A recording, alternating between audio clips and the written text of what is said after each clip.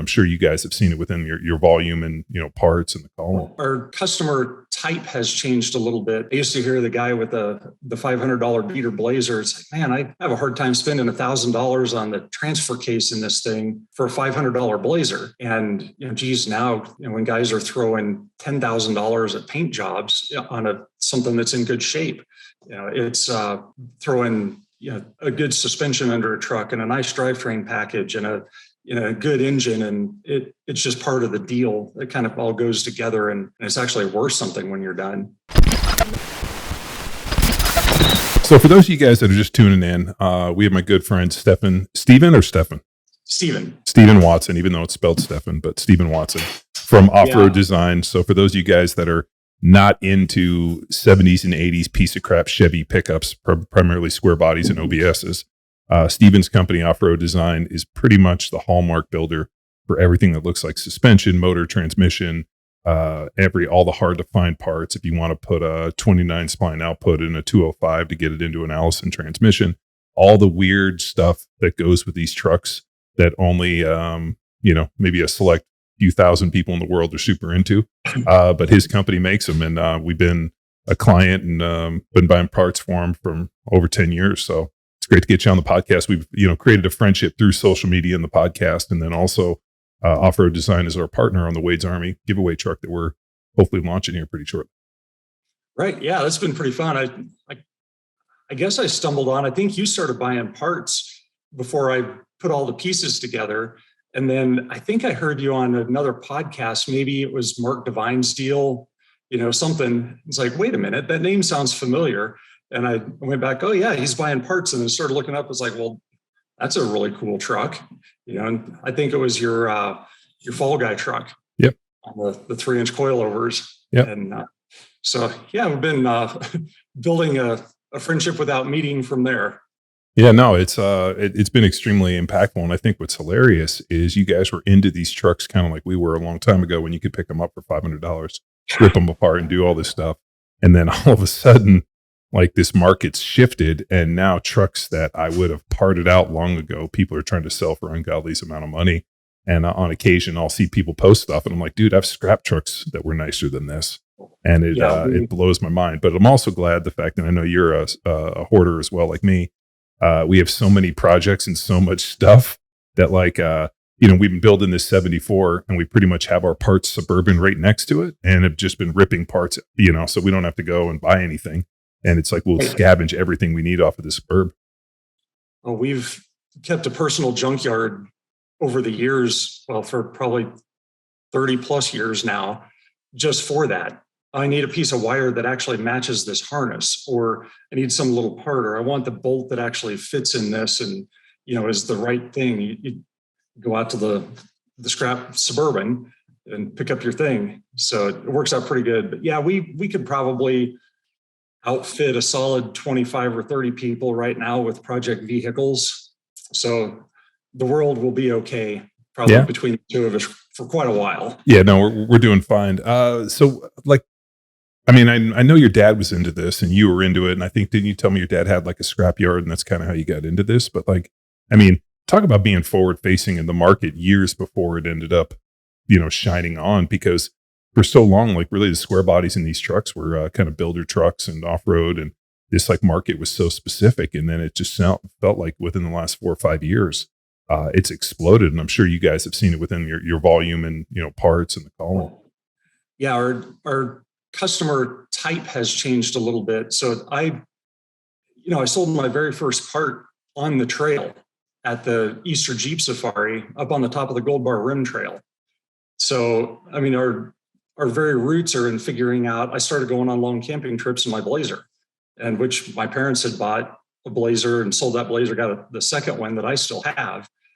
And I just started using it and finding out what didn't work. So, our roots are very much off-road and trail oriented.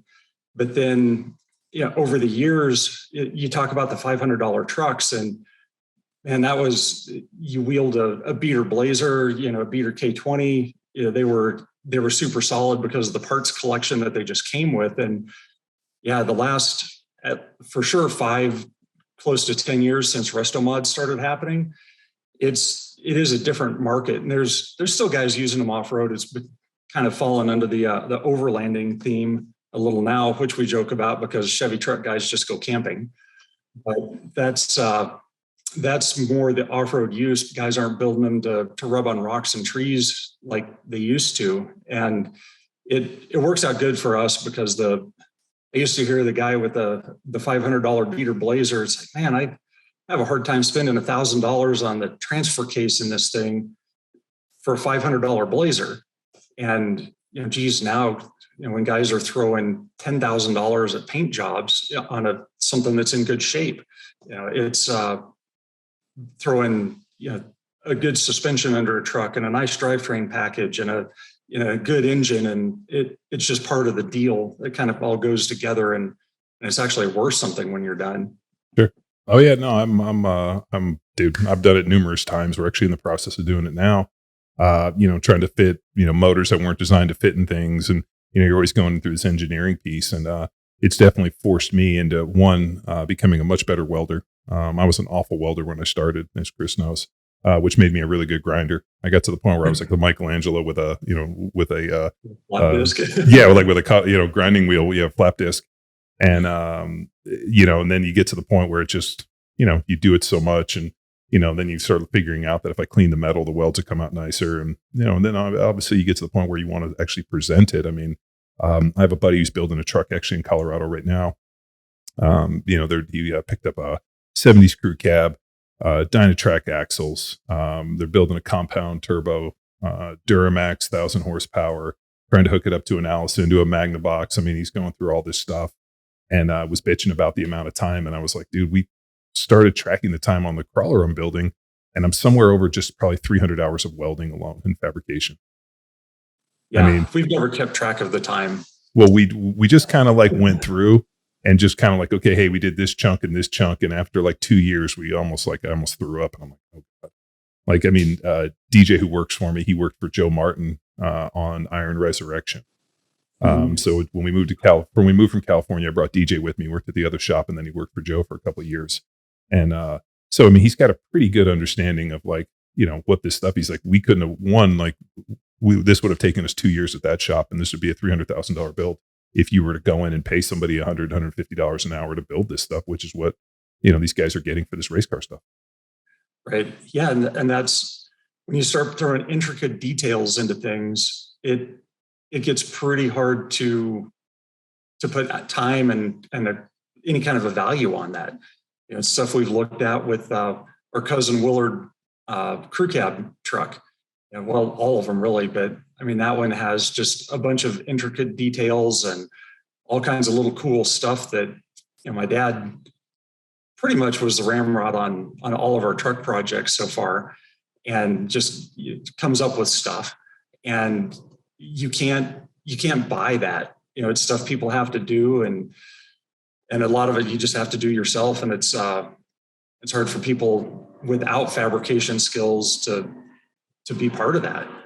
So that is something that I think it pushes people a little bit to at least learn how to do some things. And it's something I see, guys experiment with. I just want to cut out this floorboard and do something different. I thought it'd be cool to have a toolbox in here. And, they're not structurally welding things together, but they're figuring out how to put some sheet metal together and make a cool thing for themselves. So that is something that kind of flows out of that. Is one of the limitations, I know we've discussed it, is that like it feels like welding is really like the hurdle. Obviously bending tubes, bending sheet metal, and being able to weld. Because dude, I still, even though I have friends that are wizards on SolidWorks and all this, I mean, we still do CAD with, which I call cardboard activated designs, where we're cutting things out of cardboard, making templates and doing that. And you cut it out and you weld it up. But that feels like, like such a huge hurdle. Like the other day I had a couple sets of CUCB axles. And so I flipped a set to a dude. And, the biggest question is like, how do I cut off these perches? How do I get these rewelded? I'm like, you got a plasma, you got a grinder. Do you know somebody that welds? And that always becomes this like hurdle. And people always ask me, where do you start? I'm like, go get a welder and a grinder and suck for a really long time until you get to the point where you just stop sucking. And I don't know when that's going to come. Right. Yeah. But it is one of those things. it, and the welding is a hurdle there, and there's different levels of hurdles in that, because a guy that can weld can't necessarily design. And that's like with our coilover kits, we've built that for somebody that can weld stuff and is a decent fabricator, but doesn't have the next step, which is actually designing the suspension and setting things up on the vehicle. And so that's a different level. But yeah, just getting to where you can weld spring perches on is one start, or, patch up the frame behind a steering box. Those kind of things are relatively basic welding projects that really have to happen on most of these trucks. And then the next step is designing something, and then especially something that moves like a suspension. Roll cage stuff, a lot of guys do pretty good at. That's a little farther down the ladder, but yeah, each one of these steps is a step on the ladder of building things, and that's where we try to hit all of them. And well, that 74 Blazer is a really good example of something that has a huge amount of value to it, because the performance curve and the value curve, kind of come together magically there, because you can bolt that stuff on in the driveway. Yeah. No, I mean, give you guys, I'll explain to the audience. We're doing a giveaway truck for Wade's Army. Sweepstakes. Yeah, sweepstakes. I'm sorry. Yeah. So we're selling raffle tickets, and we're going to do a drawing for this 74 Blazer. So we'd been on the hunt for one, because I wanted to do a full convertible Blazer that the square body really was in 73, 74, and 75. And for some reason, they went from being these I used to see them like stepping over them in junkyards, to the point where people were like thinking these things were like priceless. So we ended up coming across one that was up in Austin in a guy's garage. The guy put it up on jack stands, had visions of grandeur of doing a coilover suspension. And this would have been like probably 15 years ago, which even blows my mind even more, because I don't even know if I was thinking about coilovers 15 years ago. Sold the axle, suspension, wheels, put it on jack stands, and it sat there from 05, 06 until we brought axles over, got it out, wheeled it out, and then we took it down pretty much to bare metal, painted it, have done everything. I mean, it's been probably almost 6 weeks, 8 weeks. We've been grinding on this thing every single day, and it's got to go over and get wrapped and get all the sponsor stuff today, and then we got to bring back. I still got to do exhaust and a few other things, but did like the top redone. It's going to be insane, and it's basically set up with your guys' Alcan suspension, which is on leaf springs, which to me ride as good as. I hate to say it, like the coilovers ride good, but the Alcans ride excellent too. Yeah, well, and clarification there. So spring wise, I designed those, and funny, Alcan's been around for decades. Like we had them do spring work on my 82 Blazer when I was a kid, but it was always really stiff. And that's one of the things I fought. I went on a camping trip out in Canyonlands when I was in college, and got passed on the trail by a Jeep YJ, like a stock Jeep YJ. And I'm like, why is this happening? I got to make this better. And that was kind of one of the beginning points on my journey to making things ride better. And I ended up, when I got out of school, of course, I'm a mechanical engineer. I can design things. So I bought a spring design manual and came up with a set of springs, talked to the guys at Alcan, told them, whether this works or not, it's mine. Your name's not on it. I'm speccing everything. We put all this stuff together, and we put them on my Blazer, and it worked great. It's like, oh, this is something. And that was kind of the beginning of that process. So just to differentiate there, Alcan does construction and does a really great job. They work everything out of raw steel, normalized, non-heat treated. So they actually do the heat treating in-house there in Grand Junction. So they'll heat the spring, fold the eye, and we'll kind of explain this because it's what's going in the Blazer, so it all keys in. But they heat the thing up in an oven, blacksmith style stuff, roll the eye in it, then they heat it up again and make the arch what it's supposed to be.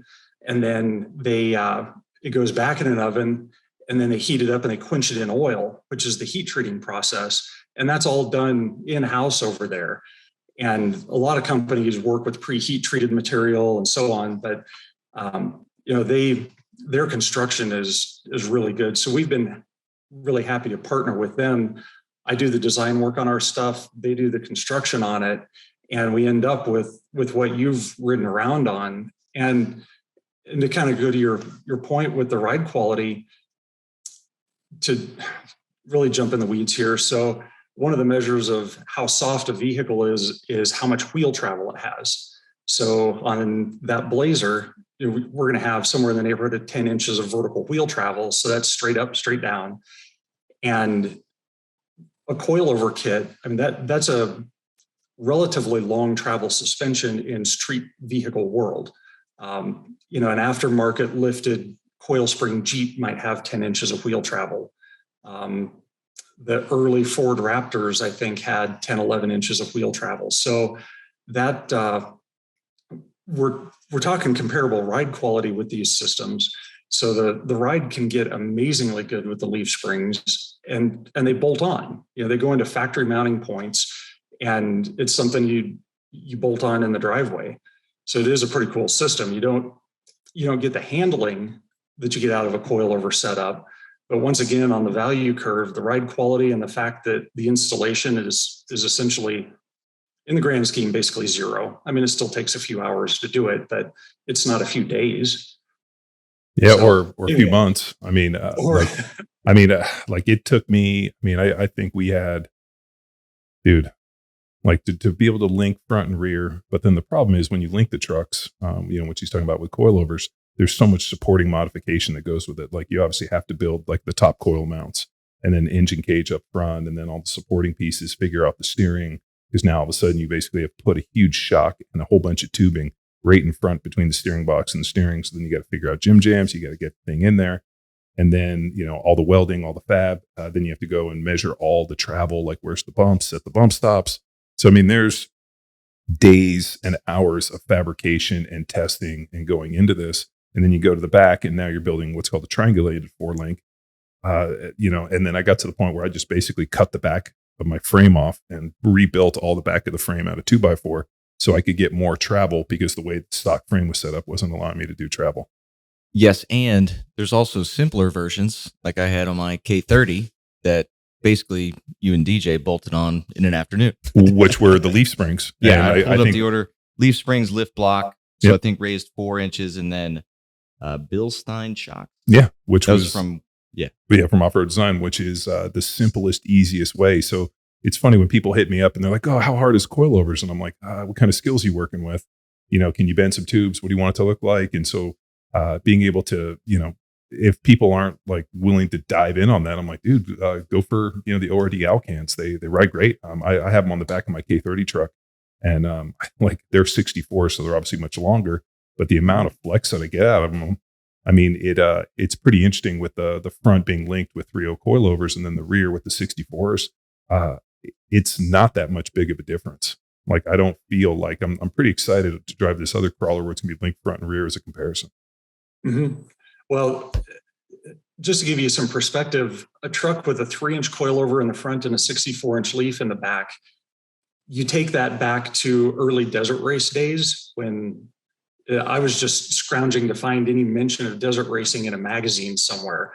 But all those early trucks in the 70s and early 80s had multiple white body crappy shocks set up on quick release systems, because guys would come in and change those shocks out in a pit and put on a fresh batch and go another 50 miles. And what you've got put together in either of these trucks would have smoked Walker Evans in the 1970s. So it's pretty crazy where the technology has gone and kind of what we accept as being kind of normal everyday stuff. Well, the technology for us, I grew up in Southern California, which is really like the heart of desert racing. Oh, yeah. And, the guy that taught me to weld and really fabricate, builds trophy trucks and, the ERPs and all these, Camberg. I mean, all of these big time trophy truck shops were all right around the gym in Costa Mesa. The transmission dude was right across the street from Old Power Athlete, and Wiseman Transmission. Those guys are magic. Oh yeah, I mean they got banned out of out of numerous things for building things that were so off the chain. But I mean, we were there one night when they brought Robbie Gordon's truck in, and they were basically doing hot laps up and down the street, and this thing doing 100 miles an hour on 3 wheels, and this trophy truck testing his new transmission. So like this is right near the shop where Little Power Athlete was in the shop in Costa Mesa. So, I mean, really growing up in that area, desert racing and, it's really just the heart of it.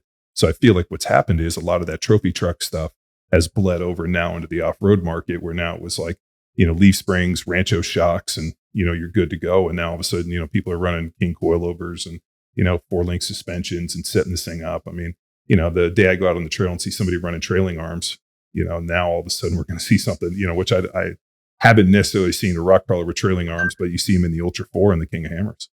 Oh yeah. And that's one of the things that's really brought King of the Hammers for us was a good opportunity to bring a whole lot of that desert technology more into the recreational world and into the rock crawling side. And it was probably a more effective bleed into recreational four-wheeling than desert racing ever would have been, because it related more to more of the country because of the rock crawling part. And in our case, it really launched our suspension stuff, because now all of a sudden we're making these trucks actually have to drive nice. When you're driving full hydraulic steering at, I say triple digit speeds, it was hard to get there. But high speeds across the desert, you have to have the front suspension geometry right, or you learn it real quick. And it prompted a bunch of changes for us, and started, like you say, taking all that desert stuff. All of a sudden we're concerned about axle steer, and we're concerned about shock geometry and shock valving. And we pushed all of that too far and then backed it up for recreational people. And that was a pretty huge deal. And you talk about rock crawling with trailing arms, that's becoming more and more common these days. Lots of guys are playing with that, and it is a very broad world right now as far as off-road stuff goes. There's somebody trying a lot of things, and I guess it's been that way for a while. I think back in the early 2000s, and there were guys mounting leaf springs sideways in trucks and doing all kinds of crazier stuff. We've filtered out a lot of that and are down to a lot of things that work. As our text string the last couple of days shows, there's still an awful lot of people doing things that don't really work, but not necessarily in the off-road world. Well, what's like on social media, which is kind of a love or hate 'em on these different truck sites, like, or truck pages, people will post, "Hey, I just got done working on this," and some kid or fake welding videos. Yeah. Yeah. We have a guy, a friend, who was posting some welding stuff, and he was like, it was pretty apparent that he was just basically just fucking struck the MIG and was just holding it up there for the picture, doing it for the gram, because one, there was no hand movement. I mean, he was like behind. It was just like one of those things where if you've done a ton of welding, it's you're good like, move. I got to practice. Chris, I need to get you up there. But yeah, so this guy posted a 72 Blazer. And just to give you an idea how uneducated the market is, I'm looking at this thing, and the more and more I look, the more gross it got. He's got like these little kind of 1/4 inch, Chinese Heims on these, basically parallel 4-link suspension. The top link mount's like 1 inch from the frame. I mean, it was just like he ran the exhaust between the top link and the body. Like, it was so bad. I sent it to Steven, and I was like, dude, this is what people are building, and more importantly, this is what people are being like, oh, it looks amazing. Can I get the number of your fabricator? And I'm sitting here throwing up in my mouth, and it's not my place to jump in and basically curb stomp the guy's dreams. So I just kind of just keep scrolling, because I like, the one thing that I've realized is that if you actually point something out to people that's wrong, they fucking bugger down, and now you're a hater in this. And it's like, yo, man, I'm not trying to hate on you. I'm just telling you, whatever you did, you need to fire that person and take away his tools. It's the same in the fitness realm. You see some poor lifts on there, and you want to make a public comment, even then, like, I shouldn't. And then you DM them, hey, coach, look out for this, and that. And they're like, they get defensive. So I imagine it's even same worse. Personality traits. Well, much like you could probably do in the strength conditioning world, you could be like, hey, man, why don't you bring your athletes out and we'll see how you do. With the truck stuff, I'd be like, I'll pay you $1,000 to bring that thing somewhere that's legitimate, and like, bring it out to Kissimmee Rocks and let me see how you do. Yeah. That is the thing. There's the throwdown in the off-road world, and that's it. Really, all you have to do is just go on a trail ride. It doesn't take an awful lot. You don't have to go race it, although that's the ultimate throwdown. That which is super cool. On both the physical side and the vehicle side, is you start getting into something, the King of the Hammer stuff, the Baja race stuff, the desert, U.S. desert stuff is that's where you're figuring out what you're made of. I remember the first time we went to Hammertown, or we went to, so for those of you guys who don't know, Google King of Hammers. And there used to be up in Johnson Valley, there was a Chocolate Thunder, and it's basically like a rock paradise to crawl. And these guys went up and used to just drag their beer can Toyotas all over this place. And they started this race called the King of Hammers. And it kind of started with like just a small group of off-roaders that were just trying to do this. And it grew. And I mean, by the time we went in 2014, it was pretty big. And then we went in 15 and it had doubled. And then all of a sudden dudes were showing up in these like $1 million, Ultra 4s that were, independent front and rear suspension, I mean, just in like things that were able to rock crawl and do 100 miles stacking whoops, which at that point, we'd only seen trophy trucks stack whoops like that.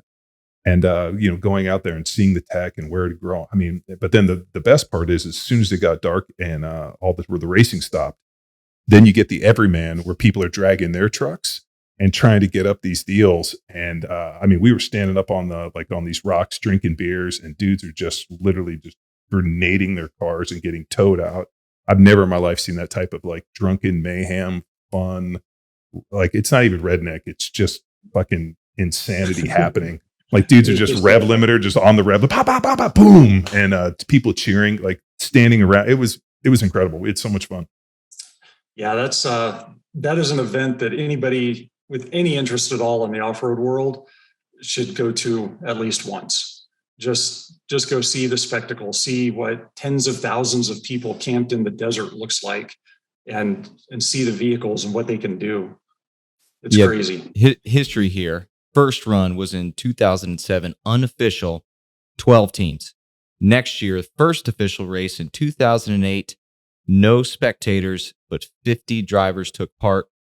And here we are, 400 teams and 60,000 spectators at the event. I got to think it's more than that because when I saw they televise it now. I mean, we moved to Texas in late 16, early 17. So I went last time we went 15, 16.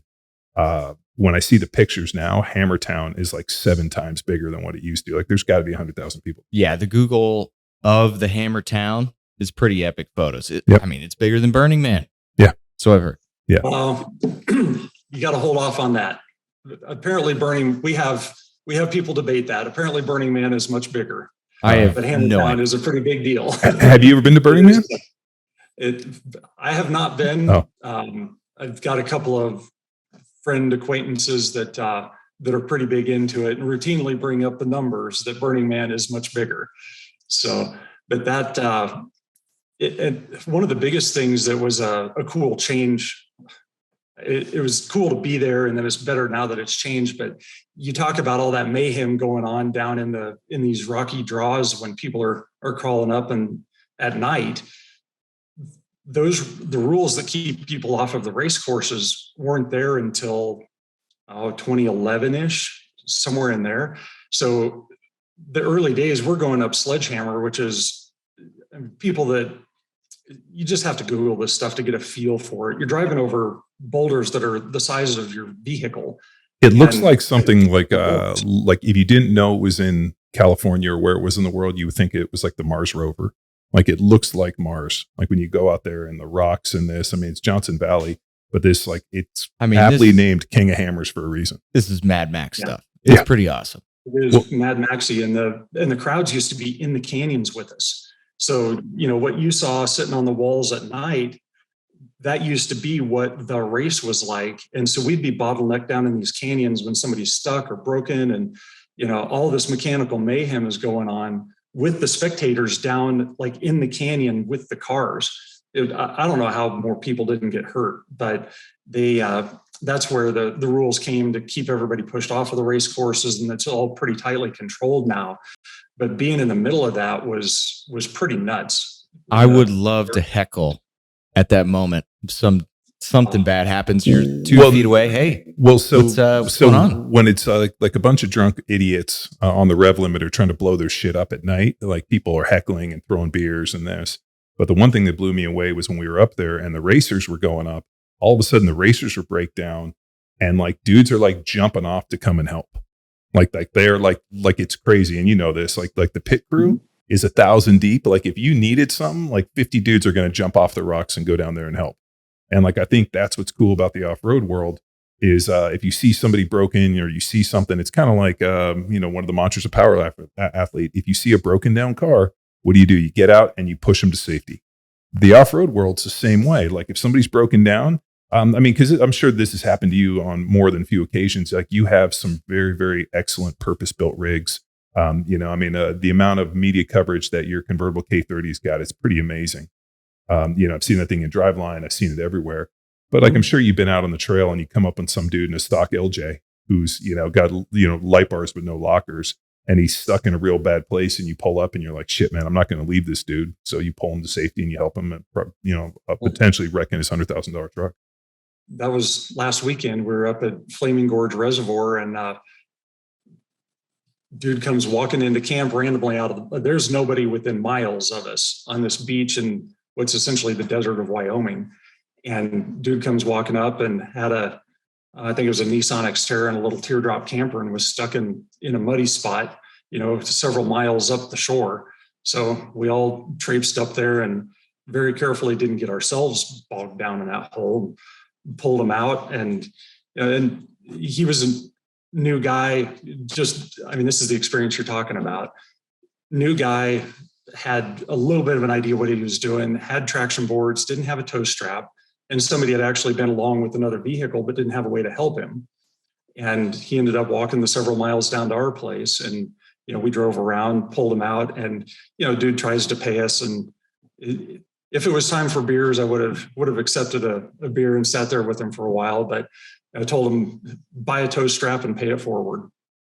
Well, what was it, like 6 a.m.? Because, anything after 8 a.m. on a vacation like that, if he's got beers, it's 8 a.m., we're drinking them. So. It probably was beer time, but it was also a go home day for me. So anyway, that is exactly it. And that's, I think, because the off-road world is born out of being out in the deserts, being up in the mountains, being out in the backwoods where, geez, on that same trip back, I'm driving down the highway in the middle of Northwest Colorado where there's really nothing there is a sign out there that says next service is 120 miles.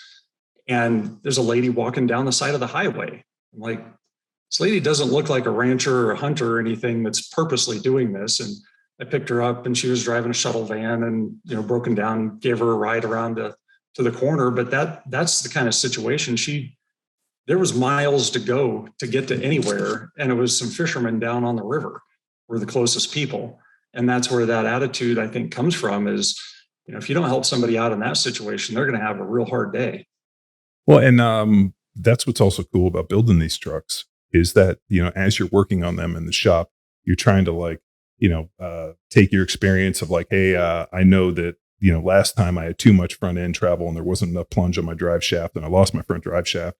So you use all your previous experience to try to build this stuff with fail safes so that you're like, okay, hey, if I do this and this is the thing I've seen. So you kind of put all this stuff together, and then you have to basically go out and physically test it in these extreme conditions. And then if it breaks, then you have to, not only have knowledge and tools and the ability to be able to fix on the trail and then go home. So there's a lot of forethought, experience, and then taking it out and actually using it in real ways, which I think is the coolest part. Like go out and see if you break it, which, Dr. Bueller, who's been on this podcast many times, who does the Amit deal. I remember after he worked with me a ton and everything was feeling great, I'm like, Doc, what do I do? He's like, go out and test it, break it, and come back and fix it. And I think we've taken the same thing with, you try to build in as many fail safes, or you go through your experience and you're like, no, that failed last time. Let's not redo this one. Or if something's a fail safe, then you just bring extra, like drive shafts or U-joints or other pieces. Right. And be prepared to fix it on the trail. And then like dependability, like my buddy's talking about building 1,000 horsepower Duramax, and I'm thinking like electronically controlled transmission with an Allison, 1,000 horsepower in the rocks means, especially in diesel motor, means that when you start going with gear reduction, now all of a sudden you're talking about like hundreds of thousands of pounds of torque in certain things, and then you got to now all of a sudden the more horsepower, now you're building like cryo axle shafts, and like it becomes this like balance of like, okay, how ridiculous do I want to make this, and how much money do I have to spend to fix this? So there's like this interesting balance of like usability, and I'm sure you've seen this. I mean, guys come out with an LS3 with a supercharger on it, they build all this horsepower and fucking shatter these things into a million pieces, and you're like, well, a small block probably would have got you farther. Yeah, we have like the poster child for that was on one of the Blazer Bash trips that you still have to make your way up to. Had a guy we called Loud Travis show up and had very aptly named. Yeah, sounds good. Loud Travis has a K20 with all of the motor stickers on his fender, and a Dana 44. Oh, nice. And we ended up essentially pulling a completely dead vehicle out of a trail that day and night. And the next year, Loud Travis showed up with a Dana 60 in the front and with one important sticker that said RCV, which build really good, basically real close to the best axle shafts that you can get, arguably up there. And now Loud Travis didn't break stuff. But yeah, he was the poster child. All the engine stickers, none of the axle stickers. Well, we're putting 3/4 ton Dana 44 and a 14 bolt, which they run in 1 ton and 3/4 ton trucks. But we're putting that in this K5, and I hadn't worked on a Dana 44 in so long. I forgot how little it is. Like everything is so little in comparison to the Dana 60. And then we do upgrades and whatnot. That's pretty funny. But yeah, no, I've seen like the first time we went to King of Hammers. I know you've seen that guy's Blazer Moonbender. It's that thing on AMRAPs, and he's got like 54-inch tires, and he had he runs our transfer case. Yeah, Jason he had like a blown 632 in there with an 871 Whelen supercharger on it, making like 2,000 horsepower. And as we were rapping with him a little bit about it, he's like, we grenaded the 2.5 ton axles, we grenaded the 5 tons, and finally we're on these AMRAPs or some crazy ass axle he had underneath it. And he puts his kids in the back, and basically with no seatbelts in the back, drinking beers, they went up Chocolate Thunder, which if you guys Google, it's pretty wild. But like the guy had so much horsepower and such big wheels and so much gearing that he was just like burp, burp, burp, burp, burp, to the top. And I'm like, I guess if you're going to build it, man, you got to blow up a lot of shit to figure out finally what works. Man, that thing was a monster. I mean, almost to the point where I was like, this thing's ridiculous. Yeah. Some of it. Well, it's something we ran into is we went so far in the crawler world that everything gets too easy. You get to a point where, and the kind of the rock crawling, cone dodging world has come around over the last few years, and there's a lot of hardcore trails, a lot of hardcore stuff's been cut down in Sand Hollow, but it gets to a point where you can build a car that's really only fun to drive in a few select places in the country.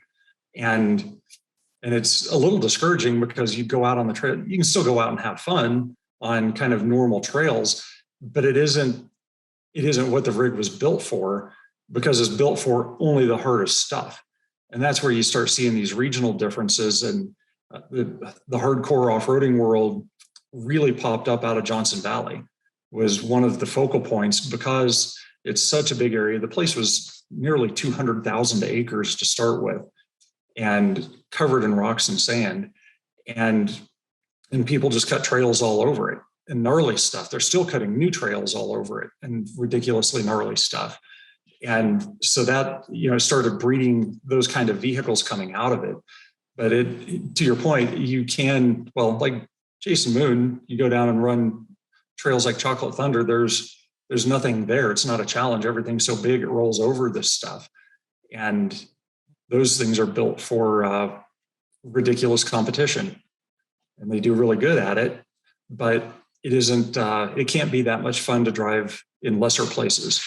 Well, I mean, they had an event, the Top Truck Challenge, which if you guys have ever read Peterson's 4-Wheel Drive magazine, like every year they had this thing called the Top Truck Challenge, where they would bring, they would select people. I mean, I think it was off of submissions from the readers. You'd submit your rig and they selected people.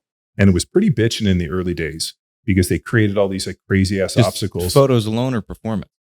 No, it was performance. So you would send in a photo, like, talk about your truck. And then I think the readers would select you, or I don't know how the selection process. Readers actually mailed in to select. Yep. Yeah. So, and you look at the trucks, and this one I like, and this one I want to see. And so, we would get it. And then they would take these trucks to some place and they would set up obstacles and do this, and they would run them. And then it got to the point where like, it was, pretty cool trucks that dudes would build in their garage, to all of a sudden these like monster trucks where dudes are on like 54-inch tires and this, and they just built these like over-purposed rigs to the point where you're like, this really, one, these aren't cool. Two, they just kind of, I don't know, like they no matter how extreme they were, the trucks were more extreme. And then they just got rid of it because they were like, this got to the point of just comedy, and it wasn't fun anymore. And they basically canceled this thing, which had been, I mean, for years had been like one of their focal points of this entire magazine was like Top Truck Challenge. Well, is this where the Gambler comes in, where you get $500 limit? Dude, this is exactly why the Gambler exploded, because like, find a piece of shit and take it out into the wilderness. So explain the Gambler for the listener. Okay, so for those of you guys that don't know, and oddly enough, I can't remember his name, but the dude that started the Gambler is a Power Athlete fan. I think he follows our training. Of course. I know. How could he not? But I posted something with Matt Vincent, and the dude hit me up and he's like, dude, I love you guys. I'm a former thrower. I love your programming, and invited this out, but we ended up getting screwed on another deal to not make it, but we will make it out there. But their deal was like, go buy a $500, when you could find $500 project pieces of crap, like it doesn't exist anymore, and just show up. It doesn't matter if it's a minivan, 2-wheel drive, whatever, and just take it and see how far you can get on. And and like they've had these entire Gambler, but it's all based around going out and cleaning up the wilderness. So, go out, like the team that wins in the race is the one that collects the most trash. And so it's kind of an eco challenge in that way. But I mean, that's taken big resurgence. But I mean, that Top Truck Challenge, like I remember opening the magazine for the last one and being like, this is stupid. Like these trucks are dumb. Like they're just monster trucks. And they went so far that they just got to the point where it's hard to identify with. And, what are these axles? Where do you get them? 54-inch tires that I don't even know what the things cost anymore. And the engine to drive that, now all of a sudden, if you don't have 1,000 horsepower, the rig doesn't work. So they, that was extremely specialized, and those guys still run. There's it's called the Mountain Havoc series that runs up in northern Idaho, and they still build courses like that and do absolutely ridiculous things with these trucks. And it's almost like the rock bouncer world. They're getting pretty seriously into shock technology and shock tuning and really making these things work. And it is cool, but like you say, it's gone so far that it's fun to watch and hard to identify with. So the rock bouncing world is another weird one that usually happens down in the South, like those. So what they did is they basically take about $5,000 worth of maybe $10,000 worth of tubes now, and they build these like caskets, is what I like to call them, of tubing with a seat in the middle, and then they hook up like the most horsepower they can figure out in a motor and on monster tires. And then what they do is that they just basically have an on-off switch. They put the pedal to the metal and they launch this thing up hills, and they have a lot of like slick rock and mud, and they just bop, bop, bop, bop, bop, and they try to explode these caskets uphill. And I've seen it, and I'm like, I don't even know. Like that's a whole different, like the whole mud truck thing too down here in Texas, where these guys, build these they have zero suspension travel. They're just basically like these sub-framed rednecks with paychecks. I don't know if you've seen that. Like they build these things for these mud pits, and they bring these mud trucks out, which to me, they have like they're engineering abortions. Like they're the most disgusting things I've ever seen when you get up close, because I've seen them up close. And I've been like, dude, one, they need to steal this hillbilly stick welder, because this isn't even DOM. These guys are welding like Schedule 40, Schedule 60 pipe in these trucks, and then just trying to launch these over mud.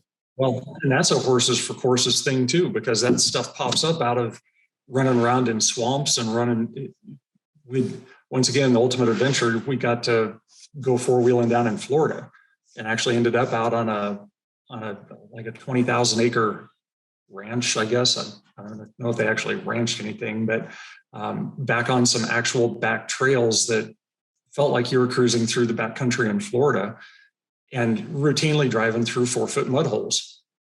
And that's where these vehicles come from. We actually worked with a handful of guys early on building these big swamp buggies because they need gear reduction systems in them to be able to slow them down.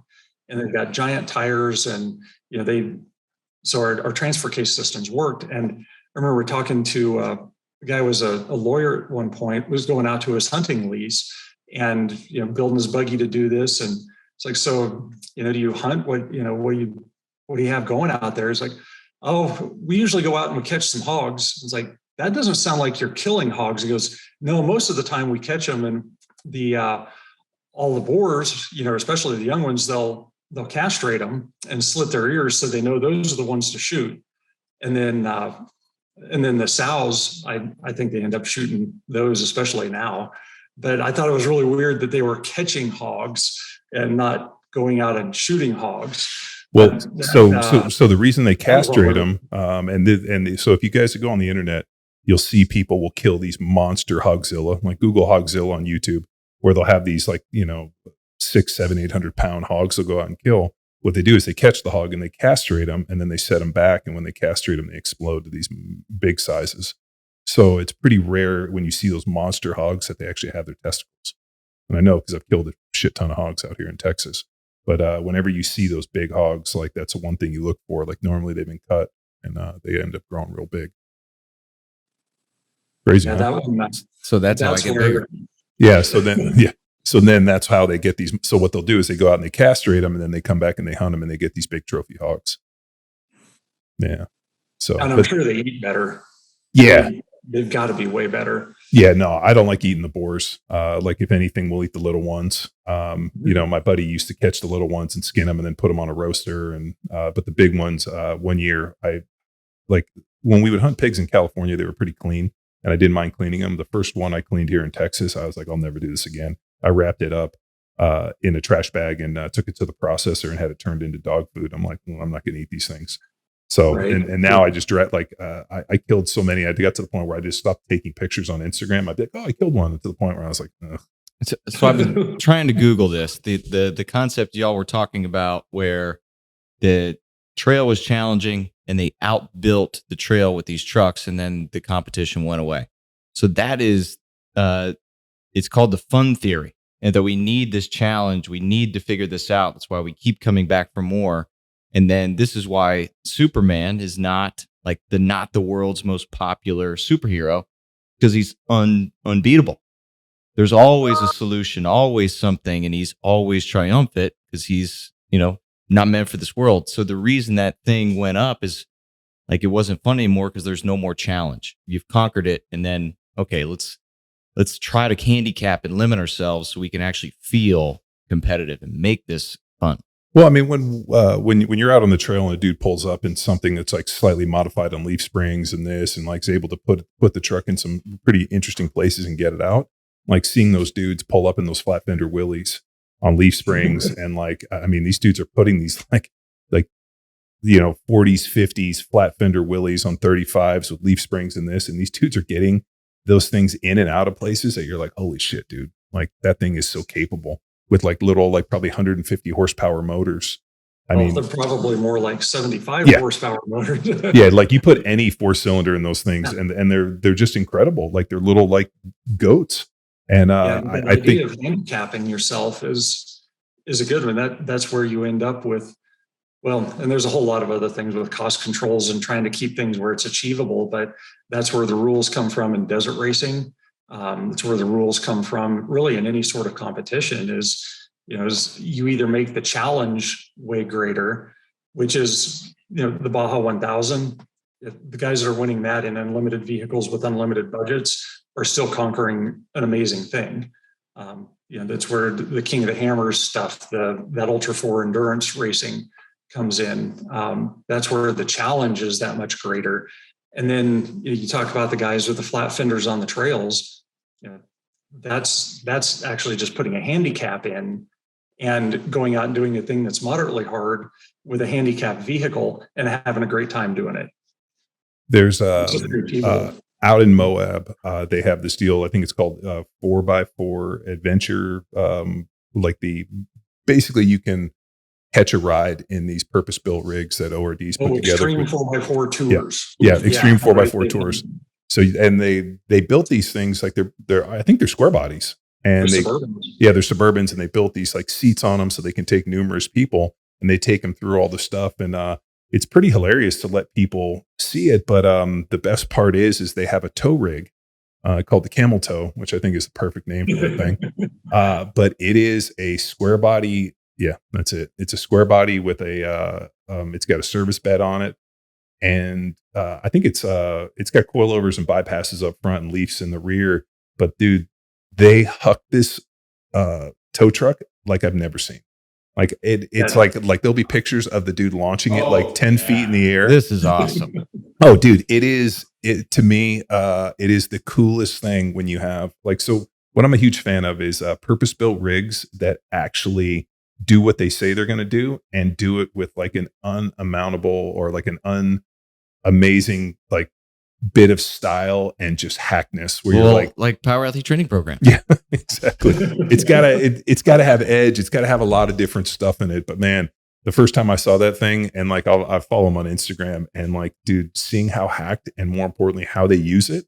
I mean, the dude pulls people out all day long, which I can't imagine how expensive it is to get pulled out. If you get stuck at Moab and you got to call the Camel Toe, what does that run you? It's got to be $150, $200 an hour. I think it probably is. Yeah, I haven't been exposed to the fee structure on that. So I actually sold Dave that truck. It briefly passed through our possession, and he came up and actually started it up, drove it on the trailer, and went from there. But yeah, things like when the hood scoop is an old air conditioner lid intake. Oh yeah, I mean, he's got dude, it's got tech screws holding the deal together. It's like, I love purpose-built things, man, when you show up and you see it. And what's cool is like when you have these different events, like whether it be Blazer Bash or what's the other big one that's coming on? Full Size Invasion. Yeah, Full Size Invasion. And then they're going to have ones called Rocktober down here at Kissimmee Rocks. So the guys from Full Size Invasion kind of putting these events on. You never know what's going to show up. And every time you get to see it, we've been obviously stuck building and doing all this other stuff that's prevented us from going out. But whenever I catch it on Instagram, I'm always so stoked to see what people do and like how people have like tried to like not necessarily push the bar up, but are doing really cool stuff. Like I saw that guy do a version of your convertible truck, but he did it in a crew cab on a Suburban frame. Right. Yeah. And that thing was nice. Yeah. It's super flattering when people end up essentially, and I don't think the guy's shy about it. He basically copied our cousin Willard truck because it's cool and it works. And it feels pretty good that people think it's that cool to do that. But yeah, it is. And that's something the entire automotive world is there with doing unique things and the technology and the fabrication skills and abilities to really create weird stuff. I stumbled across on the gram some dude had built you talk about a tube coffin. I mean, this was the street version. The guy's like laying down in this thing with a twin turbo LS, strapped in behind him, and the whole car wouldn't come up to most people's hips. It didn't look like it was over 3 feet tall. He built it was from Fast and Furious. Do you remember Jason Statham's car where they were launching those people, the ramp cars in Fast and Furious? Which number? The one that was in the UK with The Rock, the first one with The Rock, where he was in that big like monster truck and Jason Statham was driving in that thing, but it was Jason Statham's brother. Was Gina Carano in this one? Yes, the very first one. Well, they were in the UK and he had these ramp cars, which were basically like Formula One cars, and they were like shooting these dudes. Basically, the dude built the ramp car, but he forgot to put the ramp on it. And so he's in this like twin, and I know exactly what you're talking about. He's in this twin turbo thing where he's pretty much laying down. The car's probably no higher than 40 inches. And the thing was on, I think he has air suspension on it, so he could drop it on the ground and raise it up. And the dude's basically cruising around on the street in this thing where like, one, nobody can see. I mean, you're looking at exhaust pipes. Oh, this was Right. Fast 6. Fast 6. That's yeah. I bowed out. So I'm pretty fortunate to be friends with like Joel from Overkill Racing, and then my buddy Will, who's up in Utah, who's probably, I mean, the best welder I've ever seen. I mean, but that's saying a lot, seeing is that Joel and those guys are incredible.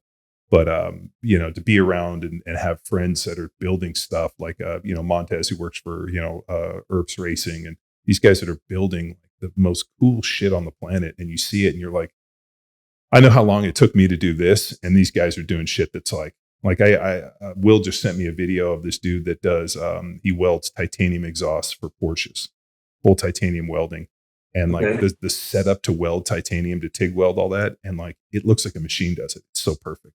And then he turns up the heat to change the colors, and it's hitting with the torch because they want it to. I mean, like my fucking head exploded. Yeah, and it's pretty cool that we have a world where there's this much expression, and it people can build whatever they want, you know, and there's so much creative, cool stuff coming out of it. On the off-road side, I think it's a little greater because, and I've had this thought before, it'd be cool to have a fast car, but then I think, what am I going to do with a fast car? You know, the street car. Anytime that you touch its capabilities, it's illegal. It's just the way it is, unless you take it to tracks. And of course, in Western Colorado, we're a little short on tracks. And even at that, do you actually get to test out the car? But in the off-road world, it's a whole different story. And that's where I think there's a little bit different level of pushing the boundaries and coming up with unique solutions for things, because well, back to your point, Tex, is the bar can be that much higher. The challenge can be that much greater, because there's only so many things you can do with asphalt. You know, you got 4 tires, well, maybe you don't have 4 tires, but you're applying horsepower to asphalt. It's going to be flat. It's not going to have a lot of contour, but you start throwing in the Z-axis and all of the different surfaces that we can play on, and it turns into a whole different story. You know, the challenge level's exponentially higher. Or like, was it like Pikes Peak? I don't know if you've ever seen Pikes Peak. Is that a movie? No, it's a race I think it's in Washington. They start at the bottom. Colorado. Yeah, it's in Colorado. That's right. That's here. You start at the bottom and you race to the top as fast as you can. And there's different classes and whatnot. And one of the best is Old Smoky. This guy, like, what is it? It's got to be a 49 or a 50 Chevy, or no, it's a Ford.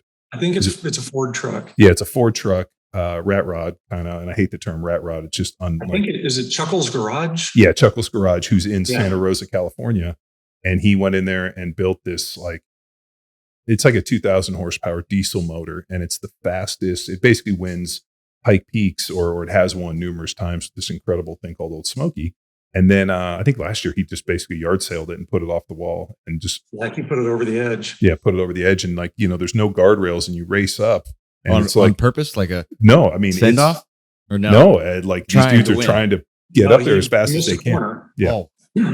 Oh, and it's like if you go off, you're either dying or wrecking your car, and he wrecked it. And these guys are just racing to the top. I mean, so what's so cool about, you know, whether it be off-road or whatever the racing is, there's so many different like niche things that people are building for that I love it. I mean, like the amount of like, I think we give social media, at least for me, I give it a lot of shit because there's for some reason Chris keeps sending me all these entrepreneurial cringe, you know. I just trying to inspire you. You know, Charles is sending me cringe stuff, but what I really dig is, one, I want to see the welding and fabrication, and I want to see like what people are creating in their garage. Like you'll see some dude in a 1-car garage create something where you're like, oh shit, that's incredible. And, and that's inspiring. Ideas. You know, when you watch a Parcel Blazer, you know, and all the details that go into that, or the fact that it's made everything so accessible. You know, I brought up when I was a kid, and, you know, really up into the early 2000s, I was thirsty. I was looking for anything to do with desert racing because something appealed to it there, you know, to me out of that. But there was also, you know, as I started using my truck, I knew that the answers to what I wanted were out of that world, because these guys are driving over rough terrain fast for long distances. And the only way that you had to find information was, well, going to events was really it. but you're scrounging up magazines and, whatever kind of periodicals the different race organizations put out. And that was it. You have some pictures, fortunately, Offroad magazine. I don't know if you remember that one, but they covered tons of ridiculous show trucks. But the opposite side of it was they covered a lot of desert racing stuff. But that was what I had to do. I had a stack of magazines, and you poured through it, and you looked through the pictures, and you looked at the background, and picked up every detail you could, tried to figure out what they were doing. And now that's in the palm of your hand for decades to go through and look at all this cool stuff. And it's really launched all these cool things we're talking about, because it's accessible. People can grab those things and build on them. It doesn't take a decade for somebody in Colorado to go to desert races and pick that up and bring it back. Well, and that's one of the things that actually helped start my business, is there's a little bit of a desert racing background in our area because of a handful of people. One of them, a guy named Chris Overacker, that, strange turn of fate, is actually working at Offroad Design now. But he had a local fabrication shop and had gone to some desert races and was building these Jeeps to go out down and go race. Like, I know they did the Mint 400 a couple of times.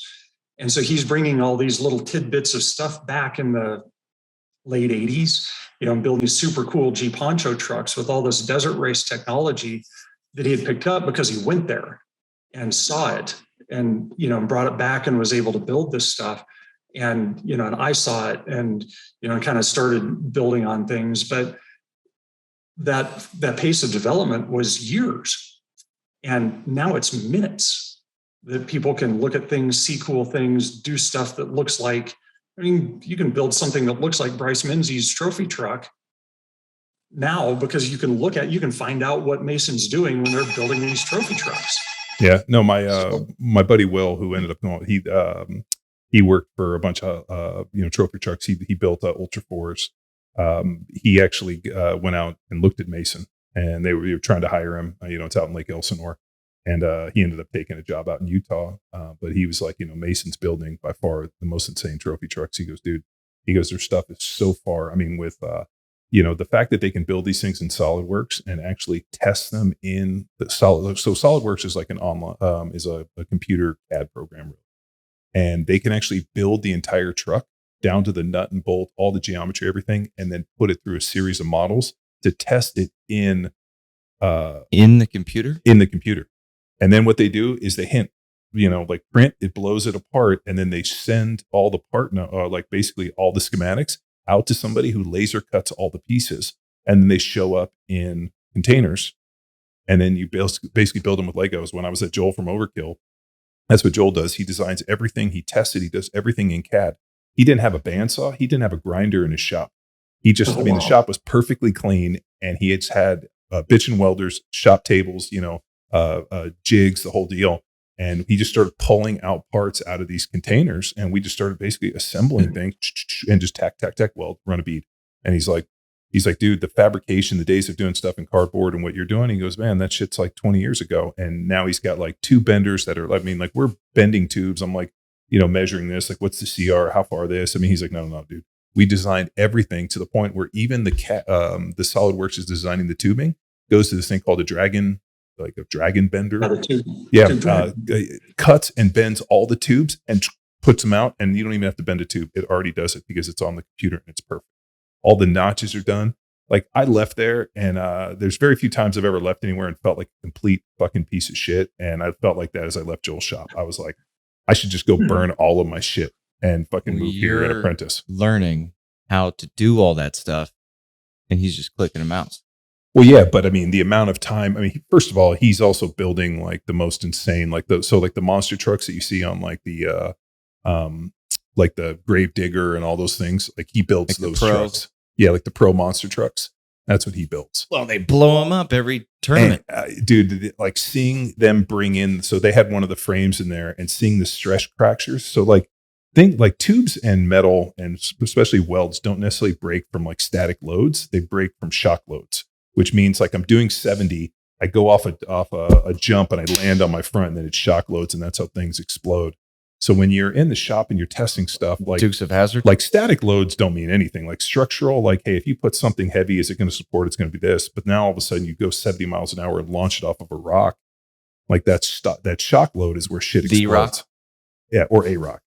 So I mean, but like that's where this stuff is going. But then you know, like and then you'll have like you mentioned Danny Parcel, building that Blazer. You know, what he's not showing is the team of 11 or 12 world-class TIG welders, fabricators that are designing this stuff in SolidWorks, cutting the pieces, and then they're just doing the modeling photos in this completely clean garage. And, and then there's dudes that are like, and I know this because the dude I sold the axle to had a Blazer, and he's like, oh yeah, no, people can do it. Like that Danny Parcel's truck. And I'm like, first of all, that dude lives in Costa Mesa, right around the corner from my shop. And, like the amount of dudes that he probably has brought over from like ERPs and all these other world-class places that are doing that. I'm like, he's just showing you guys like what he's showing you ain't reality. Yeah. It's kind of the veneer. Yeah. But that you talk about all those manufacturing techniques and just on the welding side of things, when, and I'm actually in the middle of this. So my youngest son is just back halved his K30. I saw the pictures. There's a lot going on there. It looked like spaghetti when I saw the picture. Yeah, he's basically mimicking our convertible truck bed on the back of his truck, and he busted out my old manual tube bender. So you start talking about computer controlled bending and laser notching and he's not any, well, we have the notcher, so he at least has that, but there's not notching with a grinder, but he's got the manual bender. He's out there, running the ratchet on the bender. Oh, like a manual, not like a hydraulic. No, it's a manual bender. Nice. And it's a cool step back, but he ends up with some fits, that are weldable, but it's not going to be gorgeous. And that's where you talk about your laser tube processing stuff. Now, all of a sudden, when a computer fits your tube and cuts the coat for you, you have a perfect fitting joint every time. And it doesn't take decades of experience to create that with a flap disc and a cutoff wheel. So it makes it to where that weld now all of a sudden has a 100% chance of being awesome because of the fit. It's just up to you to make it right. And it's just up to the game on everything, a whole other level. So the 74 Blazer we're building, the original seats, I never liked the original seats in the Blazer because they had too much pitch. They like sit at a real funky back angle. So we ordered PRP buckets, which PRP makes the best fucking seats. I have them and everything. I love them. And the problem is the original brackets and the PRP seats don't mate well together. So we didn't realize that until we went to go bolt it in. So we ended up making plates that bolted into the stock location and then bent tubing, 1.25 inches, and basically made like a skeleton frame to bolt all the the tabs for all the PRP seats. But like the amount of time that it got into in terms of like building the tabs, finding the stock points, the bends were all fine. It was just figuring out the angle and the seat height in this. I had 8 hours in just that seat, and then we had to figure out because the back seat's out of a Suburban and they're slightly different. So then using the original brackets, making new stuff. I mean, like it would be nice to go draw that in a computer, but at the end of the day, like I ended up having 2 days, which kind of killed a little bit on our productivity on finishing this thing. But I had 2 days in basically figuring out how to get the seats mounted, which I didn't experience or didn't encounter until we went to go bolt in the seats. I'm like, yeah, PRP seats are probably standard. I didn't know that they were like 13 versus 17. And then seeing the way that the previous dude did it with angle iron, I'm like, I'm not putting that shit in this truck. Right. So, I mean, that's the kind of stuff that eats them up. Yeah. But it gets it done right. Well, so for your son's truck, I noticed he back halved it. He's running all tubing and he's going to do it like a straight up, kind of pre-runner, just cut the back of it off and rebuild it all.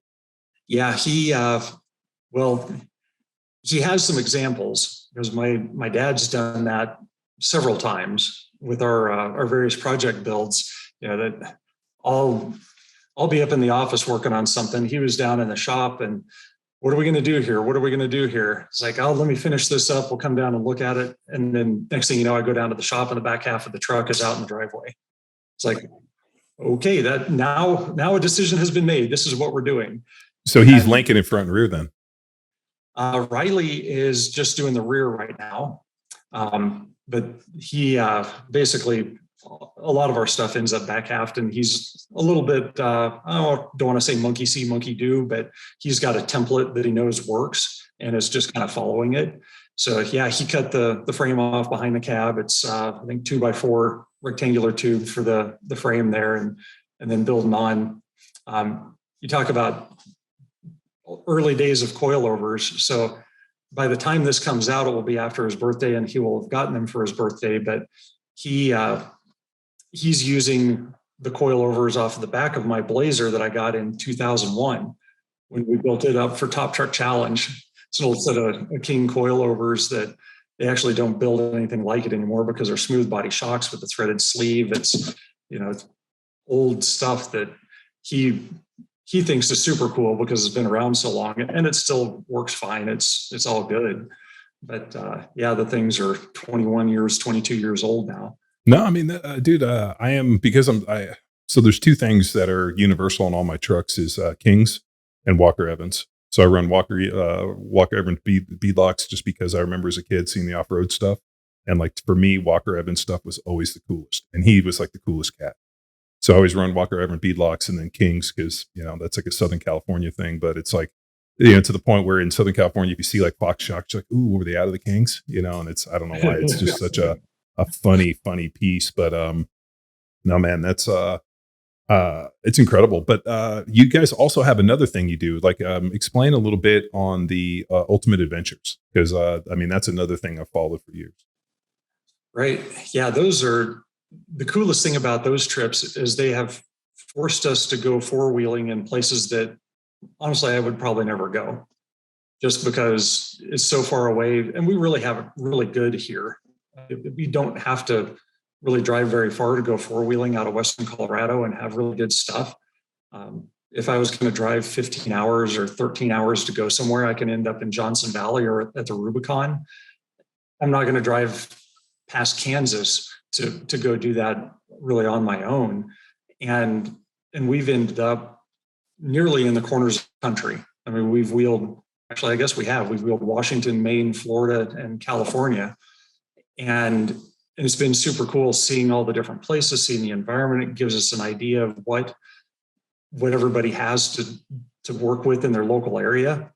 Good example, after being up in the Northeast, I don't think there's a straight road until you get maybe past west of Ohio, maybe is where they start building straight roads.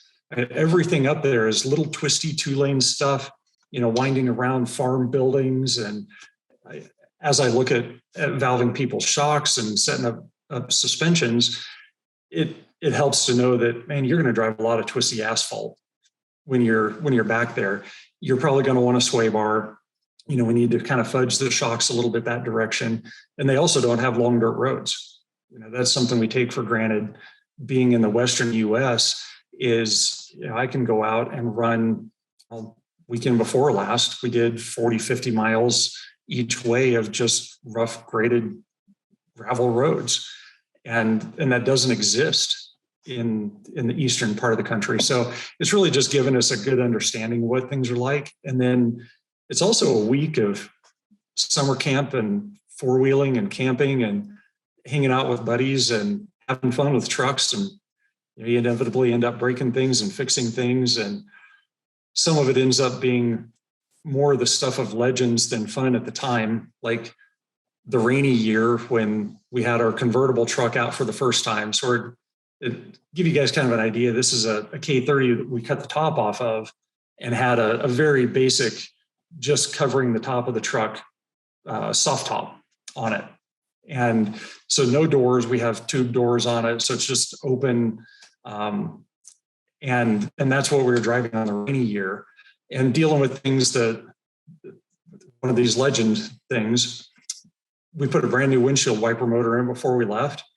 And before we even get to the trip, it starts raining. We flip on the wipers and the wipers go and stop.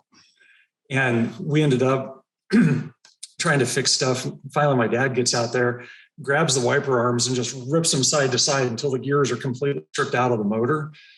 And he came up with this plan. He took a piece of paracord and ran it around the wiper on one side, around through the cab, up through the roll cage corner on the other side and down to the other wiper. So it would lift the wipers when you pull it one way and pull them down when you pull it the other way. Nice. So we're doing this back and forth motion with this piece of paracord to operate the windshield wipers.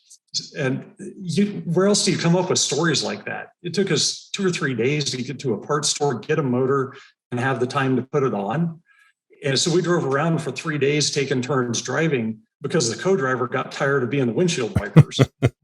and that's what a lot of it's about. Yeah, no, and the windshield wipers, as Tex knows, on the square bodies are never been good. Like I got to the point where I would buy that Rain-X stuff and start polishing the windshield with the Rain-X because it beads, and that's the only way, because the windshield wipers, like you're like doing this all the time. I mean, as you know, you can reach the windshield. That helps. Tex, this is holds this distinction.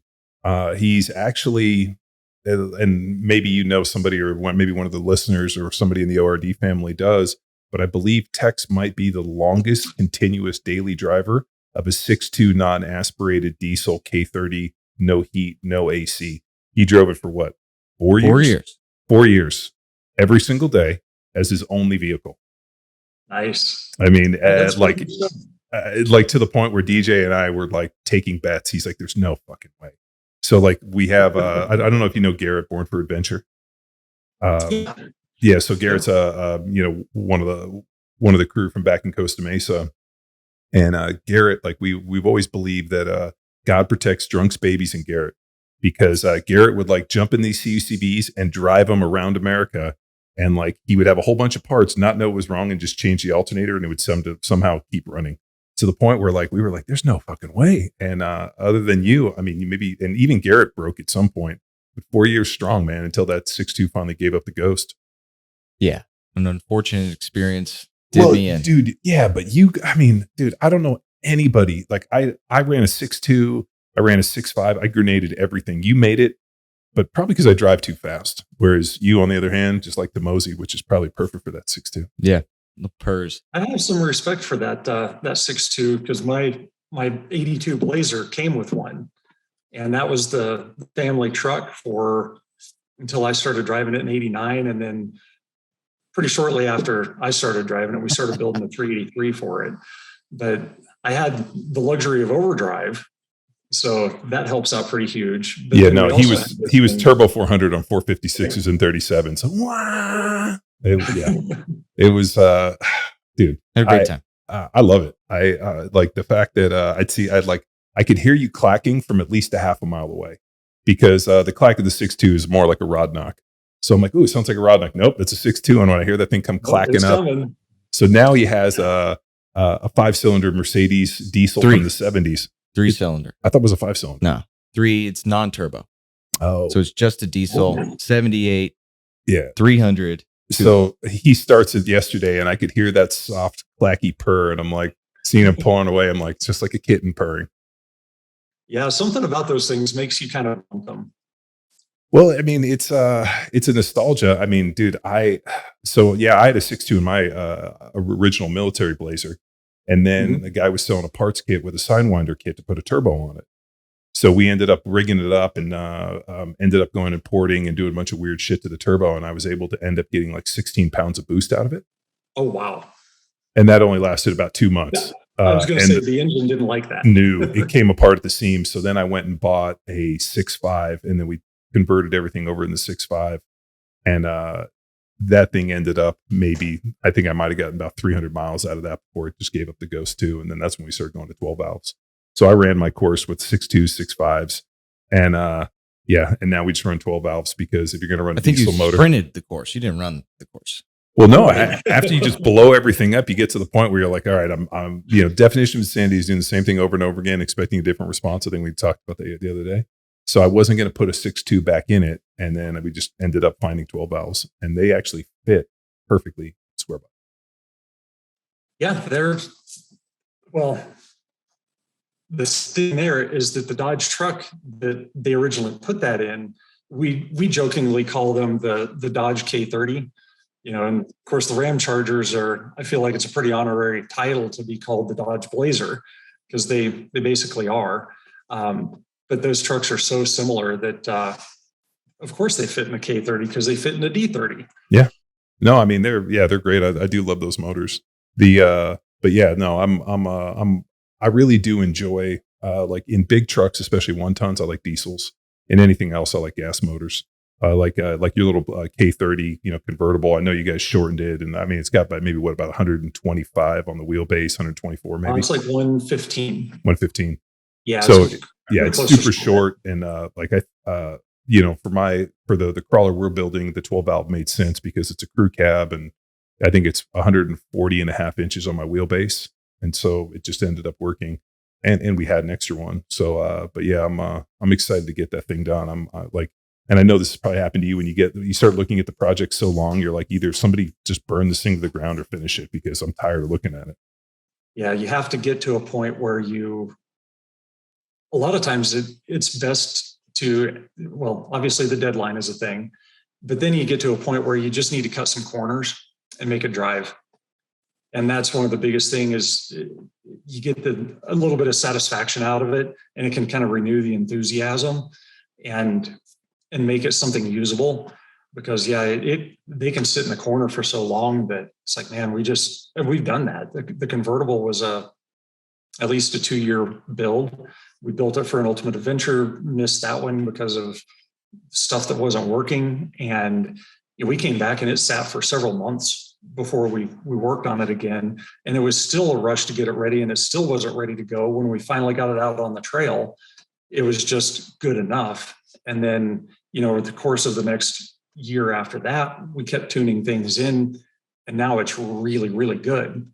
But it kind of takes that process. And at some point, you got to just hook up the wire that it takes to make that engine run and go drive it. Yeah. Whether it's done or not, whether it's, you have a seat, maybe it's a bucket, but a milk crate. Yeah. Many times driven on a milk crate. So what's the future for ORD? I mean, obviously you guys have been in this market for so long. I'm not going to use the word camped out, but like you guys have really owned this off-road market in terms of square body thing. And now that all of a sudden, these trucks that you used to see parked on somebody's farm, you can go buy for $500 now, or have exploded in value. I know y'all have caught that wave, but like, what are you guys really pushing for? Is it, better suspension? I mean, that seems to be like when I go to your site, I mean, it's crossover steering, suspension, and just helping people really just experience their rig in a better place. Yeah, and that's one of the biggest things is, especially when guys are building a second, third, or fourth vehicle, we want to make it to where it's the truck they want to drive, and not have excuses. And it gets so easy. My wife doesn't like riding in it because it's too bouncy. So when it's time to go get ice cream on a Sunday afternoon, what are you going to do? Well, you're going to take your nice truck and not take your hot rod because of that. Well, let's fix that. Let's make it drive nice. Let's make it ride nice and be something that you want to take out. We don't want to hear, and we don't mess with the AC and the climate control stuff, but the fact that all that's there, it's 95 degrees today. We don't want to take this truck once again to go get ice cream, or we're going out to the lake, we're going paddle boarding or whatever. We'll take the other truck because it's got AC. Well, let's fix that. Let's make the square body, whatever it is, let's make that the truck you want to drive.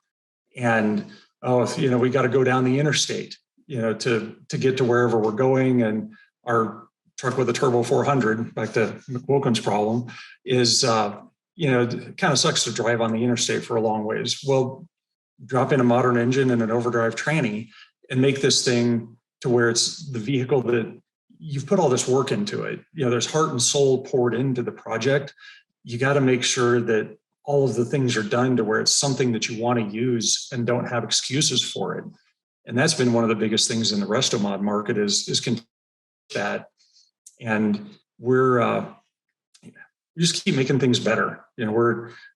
We're pushing on our suspension stuff to take it to a more bolt-on, and it'll never be bolt-on, but to get a level past what you've been doing, where is something that somebody with less fabrication skill, you're still going to have to weld. Brackets get welded to axles. There's no way around that, but get it to where it's something that's less intensive to install. backing things out. In your case, we're building a rock crawler with minimum ride height, maximum wheel travel. And when you start jamming all that stuff together, you have some work cut out in cycling and checking everything. Well, you can put a 4-inch lift and have 8 or 10 inches of wheel travel on a hot rod truck and have something that's a lot easier to put on. So we're starting to kind of back out of all of the stuff that we've done in the more hardcore off-road world and make it a little bit more friendly for installation, and realize that not everybody needs what we've done in our more serious off-road rigs. And there's room. I could probably finish a career in making square bodies work better and continuing to build parts for those. And then I also have this, I call it hashtag IFS curious.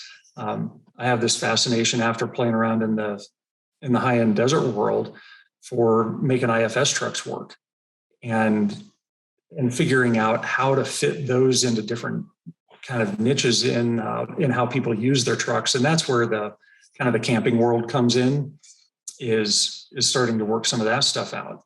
And I agree with you on the IFS stuff. I mean, we've been I went out and I looked at, I think it was like an 03, 06, 07 frame out of a 2500 or a Chevy, and was like, we were kind of looking at it and being like, God, I wonder if I could basically cut the front half off, take the front clip, and basically work that into a blazer frame and do an IFS blazer. I mean, so like you start kind of going out there and you're doing measurements and you're like, holy shit, dude, this would fit. I would just have to move some cab mounts and this would, go with the deal. But I really think, I think that like a bolt-on IFS A-arm kit for a square body, I'm always been amazed because I remember back in the day, God, who made one? They used to make one for 2-wheel drive. I remember somebody had an A-arm kit that could bolt on, and I always thought, man, that would be super cool. And then the other one is being able to figure out how to bolt just Super Duty axles in with a coil spring. I mean, those are already set up. I mean, people are already selling the kits in that, and it feels like that type of stuff is where somebody can relatively do it quickly without a ton of fabrication. Yeah, as these trucks age, the axles are becoming less and less common. And one of the things we've seen that is really nice is there is starting to be a little bit of a pull away from having to put a Dana 60 in everything. And people see that, in their Resto Mod truck, you can run a Dana 44 or a 10 bolt and it will work. So there's been I think that's dropped the demand for the 60s by some minuscule amount that doesn't make a difference. But you're right, the Super Duty axles are the next step for anybody that's running a solid axle truck. And we have one at the old shop, the machine shop, that we're going to start working with. And that brings up, we just moved the shop to a new facility in Rifle, and we're working on getting the entire business kind of centered there. Our machine shop is still near Carbondale, but it gives us so much more room to work on everything. We've got at least double the building space we had before, and room the place is 35 acres and about 25 of it's a mountain, but there's plenty of usable space there to be able to get everything really moving forward. So it's been a challenge. This year's brought some suck for moving challenges. And we started off, we didn't have phones for 4 days when we moved because phone companies are what they are. But we're kind of getting the wheels back on things now and starting to really push forward and just keep basically doing the same thing, identifying problems and making stuff better. And then also another little one, Stephen follows one of our training programs. Lean Enable. Yeah. Saw your name pop up. Yeah. I when we moved, I actually just listened to Leo Rosa's deal, and his introduction into the fitness world being CrossFit. I was kind of the same way, after high school sports and working through, doing college, just playing intramural stuff in college. And then, essentially my fitness plan was mountains, through my rest of my 20s and 30s. And, it got late 30s and CrossFit looked interesting. So I jumped in there and ended up in more of fortunately, I think more of a strength and conditioning was actually the last gym that I was working out at. They had ditched the CrossFit name and it was Defiance Strength and Conditioning. So it kind of backed out of a little bit of the silliness, or most of it probably. And that's one of the things I'm trying to, for myself, figure out the new groove. Jumped into Lean and Able because I don't have much of a gym set up here at the house. We're figuring out where everything lands at the shop and might be able to get something in there now. But the group side of things is pretty powerful. And that's where I think continuing to franchise the power athlete model could be a good thing and get it to where basically one of the things I liked about CrossFit is I show up at 7:00 in the morning, I walk in the door and do what they tell me. And that's it. I don't think about it. I don't program it. I don't, other than having to deal with injuries, because I have dirt bikes and all that stuff going on. But, other than working around that kind of stuff, and you've got good coaches to help with that, that's a pretty easy model. And I feel like it's something that I know it's a whole different level reaching even toward CrossFit from where Power Athlete is, but being able to have a small group get together and have the programming in front of them. And it really wouldn't even have to have a coach. If I had another 5 dudes here to have for training partners and have some sort of a gym space, it would be pretty awesome. Well, we can build that. I mean, I'm fairly decent pouring some concrete, and you sound like you got enough fab stuff. We can probably figure it out. Right. Well, and that's, like I say, there was some power in having a space that wasn't mine, having, and just showing up, doing what I'm told, and then going home and having, having some community, because that is one of the things, and it's probably more common with, I guess maybe it's the work from home. There's a whole lot of people kind of bringing themselves more in rather than outward. But in my case, all of my friends, all of everything that I do is over the phone. It's outside of where I am. And despite growing up here, and I have connections with buddies and everything here and, local family and all, it isn't centered here. And that's one of the things the group fitness side really brought was getting together with people every day, with local people that you actually see are here and have a chance for some actual fellowship with live human beings. And I don't know, like I say, I feel like there's probably more need for that than ever, because people end up being able to dive into electronics for their social connection very easily. Yeah, no, I mean, there's, it always happens around sport. Like, we're real lucky. Next door to where Power Athlete is, where we live, is Kathy's barn, BK riding school. So 300 kids show up and ride horses, and there's parents and this. And so, I mean, there's a huge community for it. My one daughter rides, my wife actually rides. So they're kind of like within this barn community. My other daughter does not. And so we have to find other sports for her, because all like the friends that Kelly has, and then my daughter Jamie, who doesn't ride. So like we did swimming, and there's some other sports. So I took her up to a buddy of mine just opened a jiu-jitsu school up in Little North Austin. So I took her up there yesterday, and she's got her first class coming up. And so like there's a community with that, and she plays basketball. And so because they go to a private school, it's pretty small.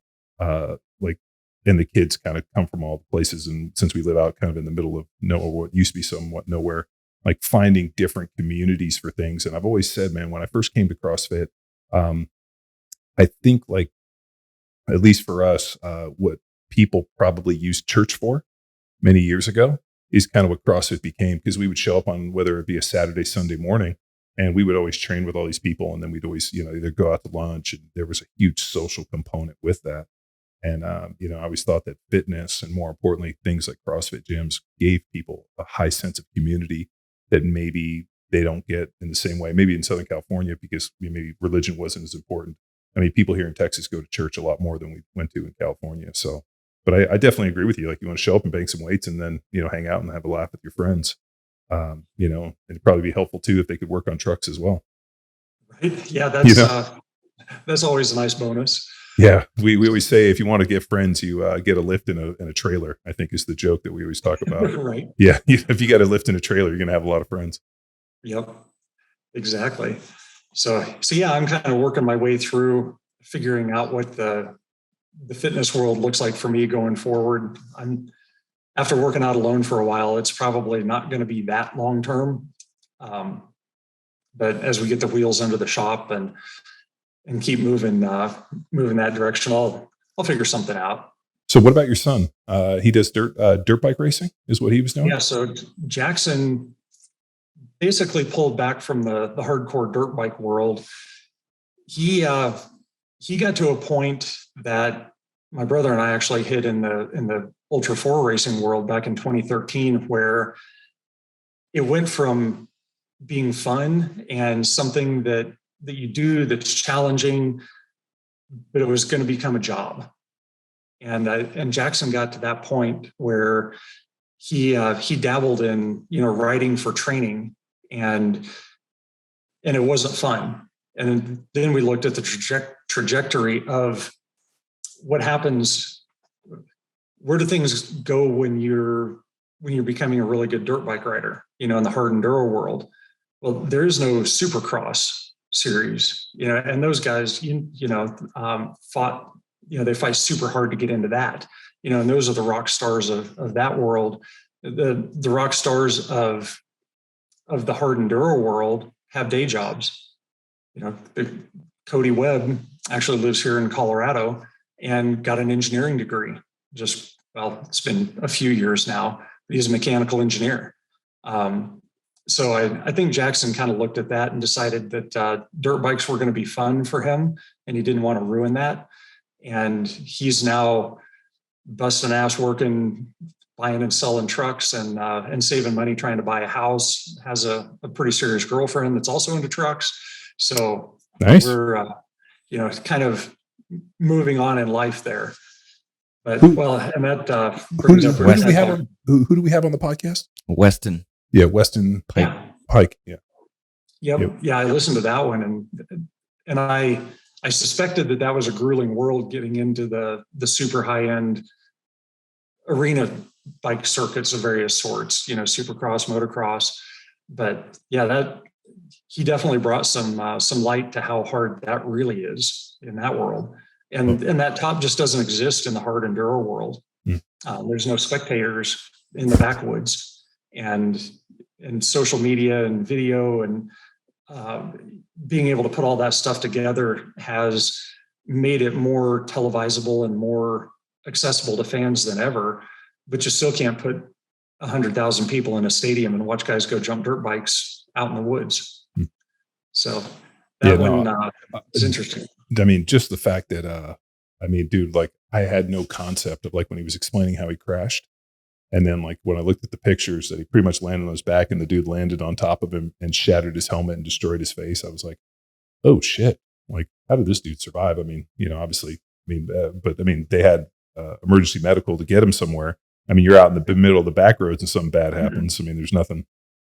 Yeah. Nothing to support. Yeah, that's where any of the backcountry stuff, it's why desert racing hasn't reached the pinnacle of other motorsports, is because it's not accessible. And one of the things is there's asphalt everywhere. No matter what part of the country you're in, there's asphalt there. People can identify with that. Desert racing really has to happen in a desert. That's kind of by definition. And you have to have the distances, you have to have the accessibility of that terrain. But that is definitely something when you're out in the middle of that, when things go sideways, you got to be able to take care of yourself. Because it could be a while before somebody comes to get you, even with all of our safety gear. We have transponders on the cars that go off, and if something goes wrong, we've taken big G hits in the car, and they come on and ask if you're okay. They see when you stop and check in. So there's been great advances in safety, but at the end of all of that, you're still, we can be 100 miles from pavement in the Baja, and there just isn't a way. You do that at night, you're not getting aircraft, and things can go sideways. It is different. Oh yeah, no. Our neighbor Jesse James, I think he took his trophy truck to the Mint, and he yard sailed it in like the first 60 miles, and like wrecked the thing. And I mean, he had a ton of time. I mean, I saw that truck; he had a lot of work in it, right. And basically just wadded it up, and now you got to go build another. So I mean, and he was all excited. Hey, I'm going to get out there. We're going to fucking kill it. I got a new helmet. I got a new suit. We got to wrap the truck. We're going out there and fucking wads it up in the first 60 and fucking basically just, you got to throw away $1 million truck. Yeah. I mean, and you got to have the deep pockets to be able to say, fuck it, let's go build another one and do it again, which, puts you in a very specific market, which. Oh yeah. Yep. But that's been, basically that's been the kind of the problem with these outdoor sports overall. And it's kind of across the board with any outdoor sport, well, I mean, you were in a stadium sport. That is a place where, as an athlete, you can go in that sport, but you start taking, trail running. Why isn't trail running bigger? It has probably the greatest history of athletic development of anything. I mean, the very first things that we did were start running trails. That's the basic thing, that most basic sport that there can be for humans. And it isn't something that's televised. You don't watch it on TV. People don't follow it. And a lot of it is just because it's inaccessible. Do you remember years ago on ESPN, there was that they did that adventure racing where they would have those like different teams, and I was individuals, and they would like have to cross rivers and run through mountains, and they would have all that. And I can't remember the name of it. I think there's been various flavors over the years, but I think it was like the Great Adventure, or maybe it was the might have been the Greatest Race, maybe? Yeah, or the Greatest Race. So back in the 80s, and I only know this because we would do we would religiously watch it once a year. But they would have these, they would take these guys to the middle of nowhere, and they would set up cameras, and then they had courses, and they I remember these dudes are wading across rivers, running up peaks, and they basically found a way to televise this whole thing, and it was by far the coolest thing ever. And I don't think I've ever seen anything like that since. And I never could figure out why. Right. Well, and I don't know if people don't identify with it, or if basically we've gotten so far from running on trails that people don't see that in themselves and can't identify with it, or if it was just hard to bring people actually into it. But that it seems like there would be more for that. But I don't know. Maybe the team sports have risen to the top because it's more interesting being on a team than it is competing as an individual. Well, I'll tell you, Motor Trend doesn't know their audience at all, and I think is ass backwards the fact that they cancel Dirt Every Day, which I religiously watch, and the fact that they basically can that show. I mean, I can't imagine a worse fuck up by an outlet like Motor Trend to not know their audience, to actually cancel. For those of you guys know, Dirt Every Day was a show on Motor Trend, which if you're into off-road trucks and weird shit, this was the show to watch. And we're just having fun building things. Yeah. For off-road stuff. Yeah. And I mean, and I know you're good friends with those guys, but now they're just going to push it to YouTube, which I mean, it's probably going to be a better show, better content, and probably get paid more. But to actually have something like Dirt Every Day on, some form of network, cable, I guess you could say, whatever channel, and then to cancel that just goes to show how far. I mean, I'm sure you've been to SEMA. We went to SEMA a couple of years ago, and I went actually a couple times, and it's been blew my mind how far removed I am from the stuff that people were building. I thought was fucking god awful. The amount of SEMA shit that I was I'd set all of this shit on fire, and seeing that stuff and then realizing is it us or is it them? And then realizing that, how far the market is. Right. Yeah, it is pretty broad. And that's where Yeah, there's a lot of those trucks that, well, I mean, the Bluetooth drive shafts, that tells you right there. Yeah, the Actually, Brodozers. yeah, that doesn't have anything to do with it. They're building things that look cool. And that doesn't have any appeal to me, really. There's it can look good after it functions, and it is a whole different market, but there's a whole lot of people that buy things that look cool, and it isn't really my gig, but they are out there. It's crazy. Shiny stuff is, some people like things because they are shiny. When we were there, I can't remember whose D30 it was, but the one that was on the Treps with the coilovers up front and then the spring under axle. And then I want to say they had maybe a L92 or an 8.1 in it.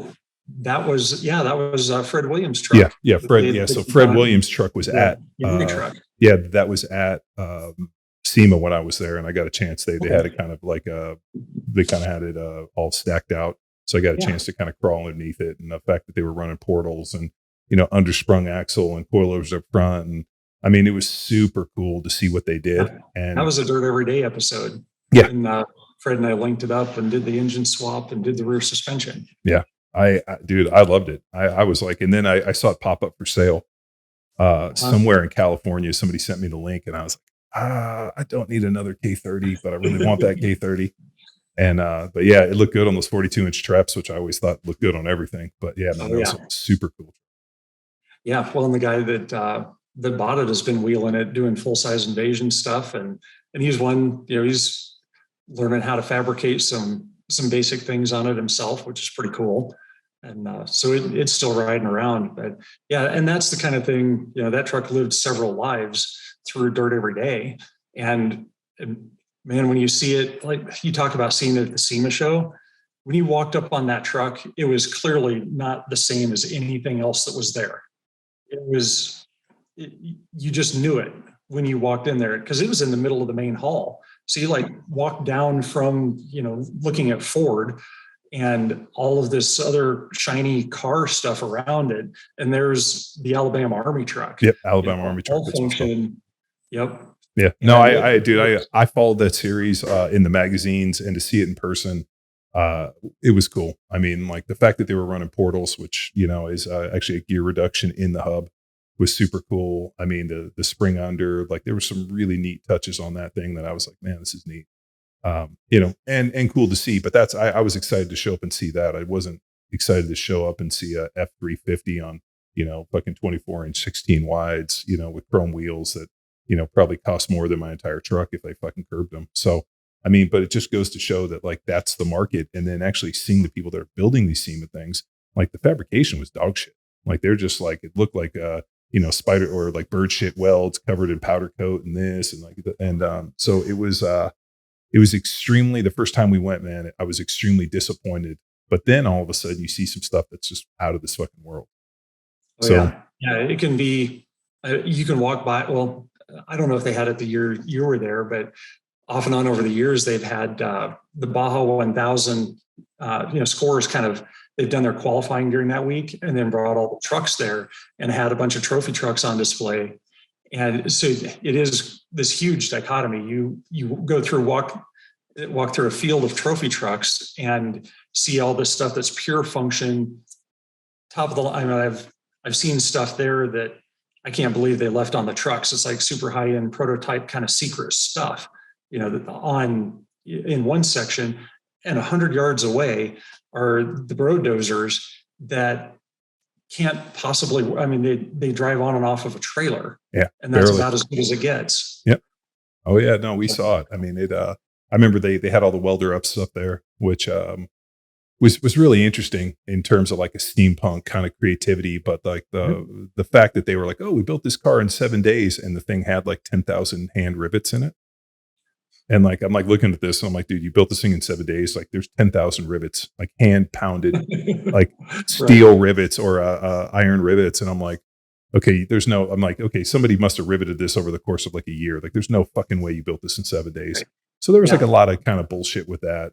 But for the most part, the one cool thing we got to see the original, how was it?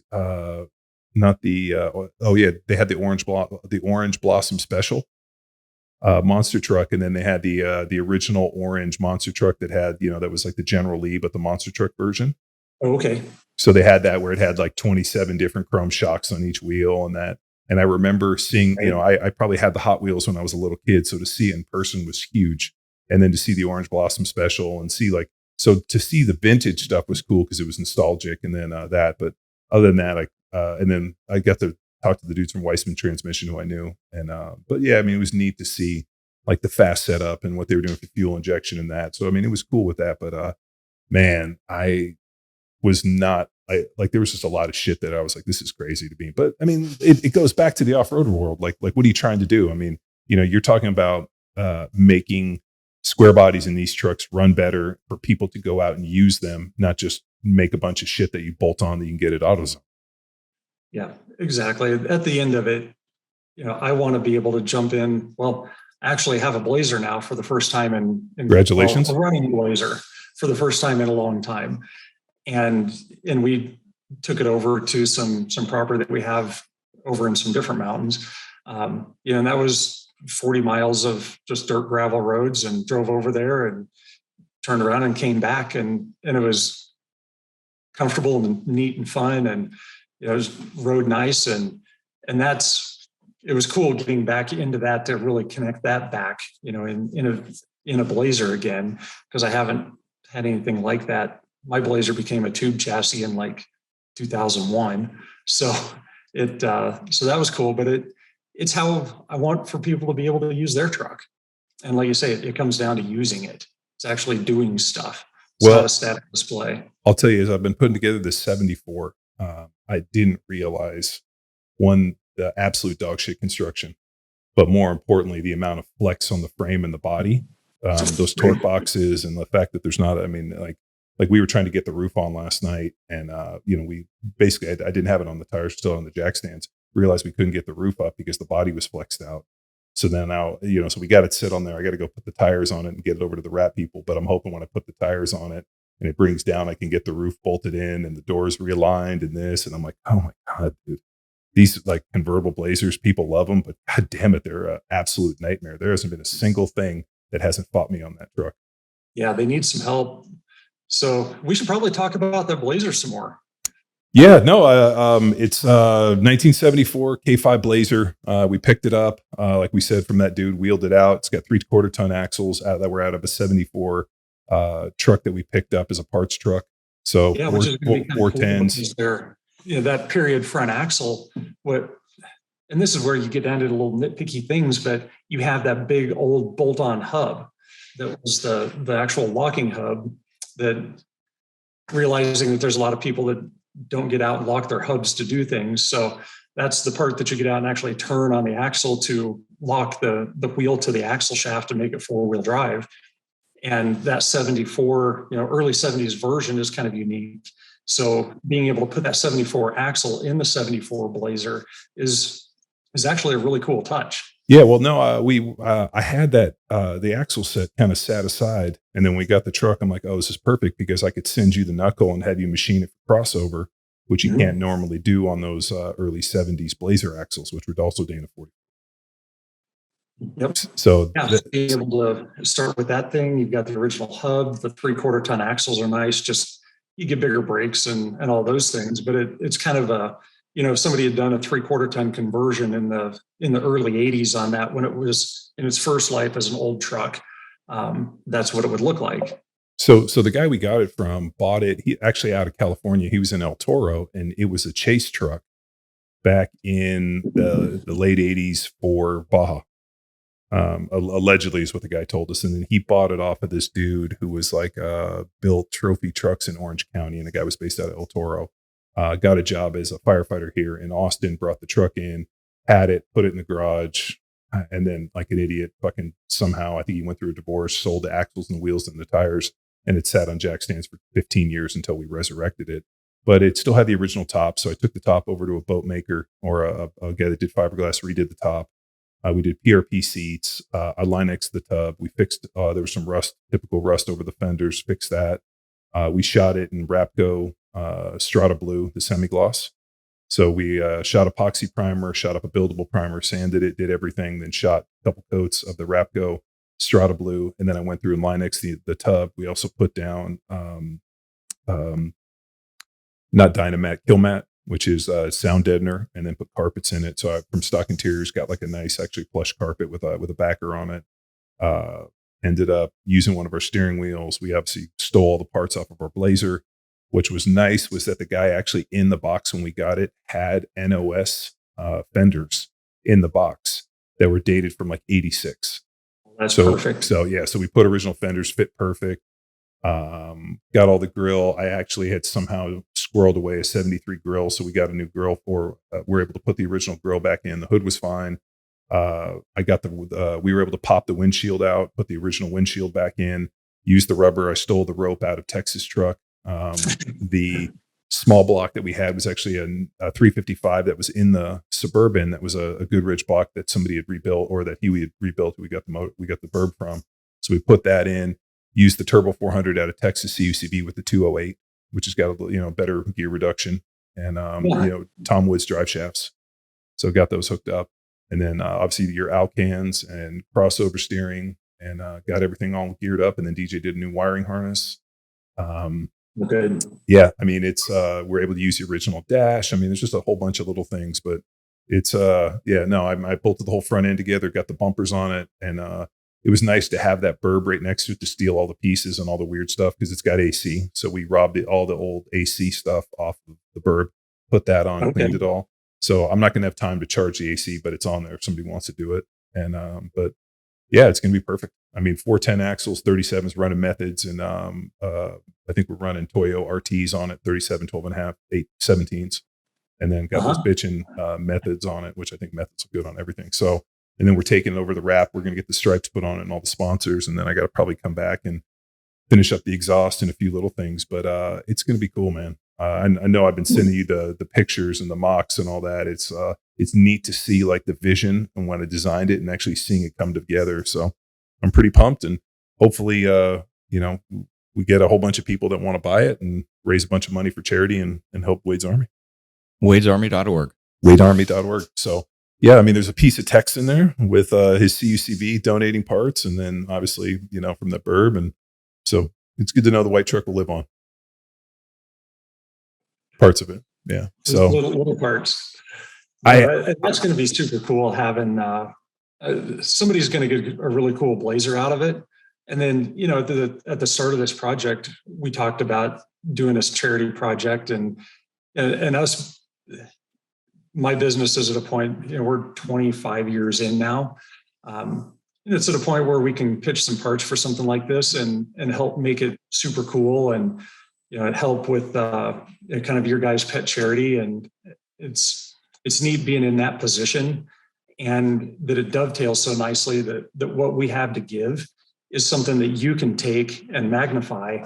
And I know that it's going not only to a good cause, but effectively to that. All those things really fed in for us. It's, as you know, there's so many things that you can do charity-wise that you end up a fraction of what you do, what you put into it, whether it's actual, just paying cash or parts or anything else that actually ends up doing any good. And that's one of the things that I liked about this project is I know, like I say, not only are you taking the thing that we have to give, you're magnifying that, and then it'll actually all go to a good cause. That's a good thing. Yeah, no, my biggest thing is I'd love to be able to try to get it to one of definitely the full size Invasion. So we're going to do the raffle, and I'm getting them to push it out so we can at least bring it to Rocktober. I would love to try to bring it to Moab in a couple weeks. I don't know if we're going to be able to like skin that, but it would be so cool to be able to show up and be able to drive it around for a couple months, work out the kinks, and actually bring it somewhere. And like, it'd be neat to get some cool shots and actually get it a little bit of publicity. And who knows, maybe we get it on the cover of a magazine, and which would just increase the value and the ability. And then also when we start doing the sweepstakes, get you guys to push it out. And I mean, I know you guys got a lot of loyal. You guys are kind of like Power Athlete in that way. You got a lot of loyal people that'll be stoked to see you guys on there. And also, the fact that it is a early 70s convertible Blazer even makes it that much cooler. Oh yeah, No, it's going to be a great platform for achieving all of this. So I'm pretty pumped to see it running, and we'll have to. I hope you can figure out a way to get it up to Moab, because there's a couple of things there. One, we're coming up on a time of year where drag it to Moab, we can run it around on some cool trails that are not gnarly stuff. That's something I have to throw in that disclaimer, because everybody thinks when they go to Moab that, they're just going to trash all their crap. But people go to Moab and have fun in Subarus. Sure. You can go, there's plenty of stuff to drive on that are just dirt roads that's scenic, and go see cool stuff.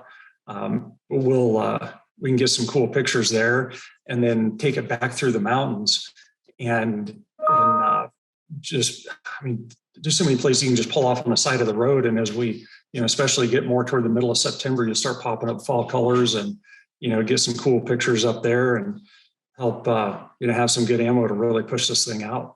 No, I'm super excited. So yeah, I'm actually going to go up there and try to get worked on it right now. We're going to take it over the wrap. So thanks you for allowing us to steal 2 hours of your time, dude. I know, like you, man, I can talk trucks all day. So I'm sure, we'll do more, but I look forward to meeting you in person, dude. And can't thank you more than enough for your support and everything that ORD's given us for the Wade's truck, and also the stewardship and the friendship, man. Thank you so much.